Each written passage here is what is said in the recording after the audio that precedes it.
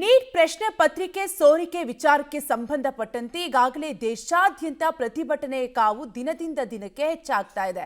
ದೆಹಲಿಯಲ್ಲಂತೂ Jantar ಮಂತರ್ನಲ್ಲಿ cockroach Janata party ಪ್ರತಿಭಟನೆಯನ್ನ ಮುಂದುವರಿಸಿದೆ.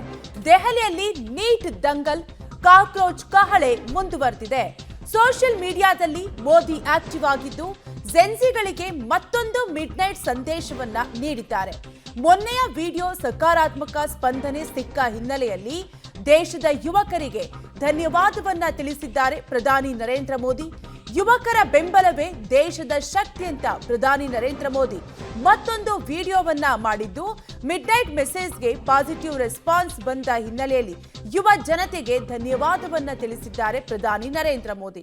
ಒಟ್ಟಾರೆಯಾಗಿ ದೆಹಲಿಯಲ್ಲಿ ನೀಟ್ ಪ್ರಶ್ನೆ ಪತ್ರಿಕೆ ಸೋರಿಕೆ ಮತ್ತು ಪರೀಕ್ಷಾ ಅಕ್ರಮಗಳನ್ನ ಖಂಡಿಸಿ ಕಾಕ್ರೋಚ್ ಜನತಾ ಪಾರ್ಟಿ ನೇತೃತ್ವದಲ್ಲಿ ಭಾರೀ ಪ್ರತಿಭಟನೆ ನಡೀತಾ ಇದ್ದು, ಈ ಆಂದೋಲನದಲ್ಲಿ ಕೇಂದ್ರ ಶಿಕ್ಷಣ ಸಚಿವರ ರಾಜೀನಾಮೆ ಮತ್ತು ಪರೀಕ್ಷಾ ವ್ಯವಸ್ಥೆಯ ಸುಧಾರಣೆಗೆ ಆಗ್ರಹಿಸಿ ವಿದ್ಯಾರ್ಥಿಗಳು ಮತ್ತು ಯುವಕರು ದೆಹಲಿಯ ಜಂತರ್ ಮಂತರ್ನಲ್ಲಿ ಉಗ್ರ ಹೋರಾಟವನ್ನ ನಡೆಸ್ತಾ ಇದ್ದಾರೆ.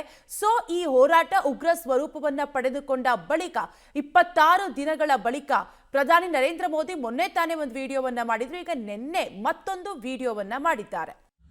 Thank you friends. कल देर रात आपसे मिलने का मौका मिल गया.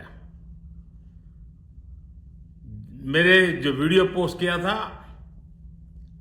उसको जिस प्रकार से आपने रिस्पॉन्ड किया, सकारात्मक सुझाव दिए,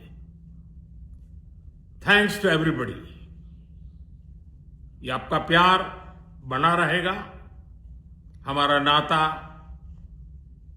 और अधिक सक्रियता से जुड़ता रहेगा. थैंक यू दोस्तों. Thank you friends. कल देर रात आपसे मिलने का मौका मिल गया. मेरे जो वीडियो पोस्ट किया था उसको जिस प्रकार से आपने रिस्पॉन्ड किया, सकारात्मक सुझाव दिए, थैंक्स टू एवरीबॉडी. ये आपका प्यार बना रहेगा, हमारा नाता और अधिक सक्रियता से जुड़ता रहेगा. Thank you.